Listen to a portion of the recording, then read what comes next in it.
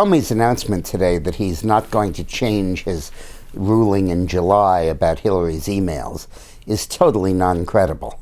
In 9 days, that's 777,000 seconds, he reviewed 650,000 emails. That's one per second, 24/7. He not only reviewed them, he studied them, and if there was anything about government activity, he had to check with the relevant agency to see if at the time it was classified or not, or if it subsequently has been classified. And magically, he completed this entire review in 9 days. Earlier, when the State Department discovered 20 or 30,000 new emails, they announced that it wouldn't be able to process it for 6 months. And somehow, magically, this got done. I don't think it has any credibility. And remember, the Democrats have pulled this kind of garbage a lot. It's kind of part of their playbook. In yesterday's history video, I spell it out. In the year 2000, all of a sudden, 4 days before the election, they discovered that George W. Bush had had a DUI 20 years before and had pleaded guilty to it. And in 1992, 4 days before the election, the Democratic special prosecutor announced that he was going to indict Cap Weinberger, George Bush's Secretary of Defense, in the Iran-Contra probe. This is part of their playbook. And of course, then you have Benghazi, where they insisted it was not a terrorist attack right up through the election. This is just an attempt to try to throw them off, to try to patch up Hillary. And remember what we said in our previous videos. The guy who's in charge of this investigation, in charge of Comey, is named Peter Kadzik.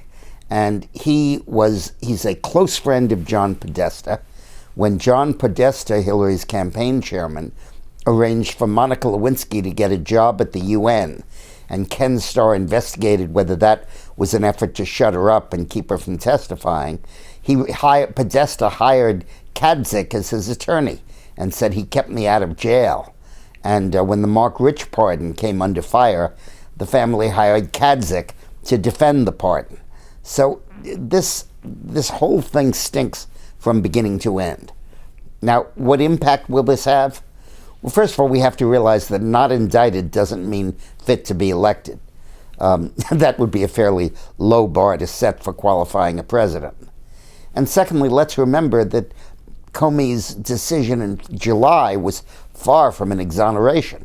He said Hillary was very careless in handling sensitive classified information. He condemned her handling of it.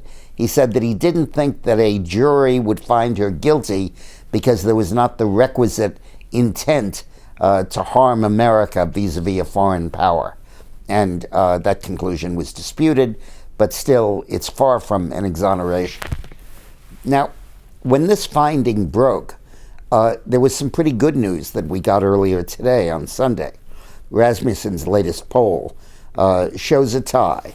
But he explained that on Thursday night they were tied, and Friday night they were tied. But on Saturday night, Trump had moved out to a 3-point lead, so it averaged out to a tie. And he noted that for the second week in a row, when he asked his sample, are you definitely going to vote? Have you definitely decided on who you're going to vote for? And 88% for the second week in a row said they had. For the second week in a row, they broke identically, 53 for Trump and 43 for Hillary. So it indicates that no matter what the polls say, Hillary has a hell of a problem in getting voters out to vote. How will the Comey announcement affect this? Well, an exoneration from a criminal charge is scarcely a reason to elect a president. And I think there may be a backlash among Trump supporters, almost guaranteeing that they come out to vote.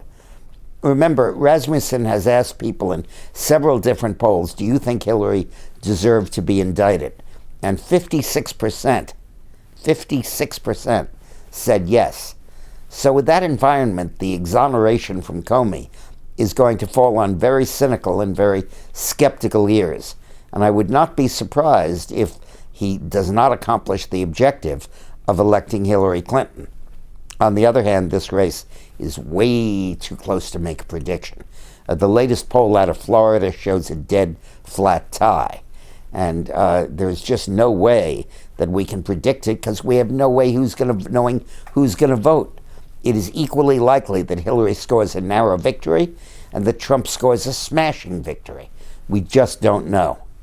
We'll talk a little more tomorrow at the Lunch Alert, and then probably a special tomorrow afternoon, and then we'll see each other Tuesday morning and then Tuesday night. Thanks a lot. It'll be the Late Late Show on Tuesday night. Bye-bye. Thanks for watching.